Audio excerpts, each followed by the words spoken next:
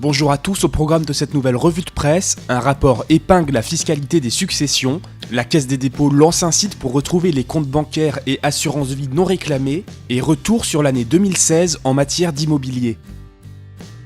La fiscalité des successions revient sur le devant de la scène. Elle est jugée inéquitable et mal adaptée, selon un rapport de France Stratégie relayé par leséchos.fr. Le think tank constate que le patrimoine a augmenté beaucoup plus vite que les revenus ces 30 dernières années. Conséquence, les héritages représentent 19% du revenu net disponible des ménages, contre 8,5% il y a 30 ans, ce qui risque d'accentuer la reproduction sociale en France. Pour y pallier, France Stratégie esquisse plusieurs options de réforme structurelle de la fiscalité des successions, explique lemonde.fr. L'organisme propose entre autres de créer un dispositif dans lequel le taux d'imposition est calculé en fonction du patrimoine reçu par un individu tout au long de sa vie, ou alors de verser une dotation aux particuliers issus de familles qui n'ont pas de biens à leur laisser en héritage.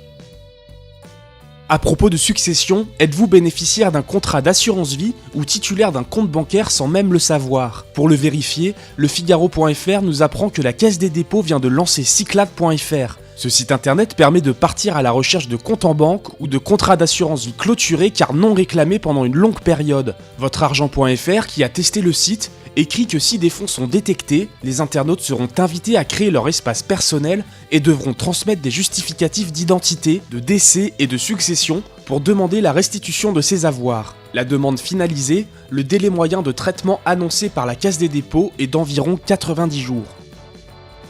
2016, année de tous les records en matière d'immobilier. Les Français se sont rués sur la pierre et les volumes de vente des logements anciens ont grimpé de plus de 10%, note cbank.com. Au total, environ 850 000 transactions ont été conclues dans l'Hexagone l'an dernier. Des chiffres records dus à des prix légèrement baissiers depuis 2011, mais surtout à une chute exceptionnelle des taux de crédit immobilier. Mais alors que ces derniers ont légèrement augmenté en décembre, pour s'établir à 1,34% en moyenne, à quoi peut-on s'attendre pour 2017 ? Selon Laurent Vimon, le président de Century 21 cité par 20minutes.fr, cette hausse des taux devrait justement encourager les ménages à faire une demande de prêt. Et si la remontée reste mesurée et étalée au cours de l'année, le marché devrait rester dynamique.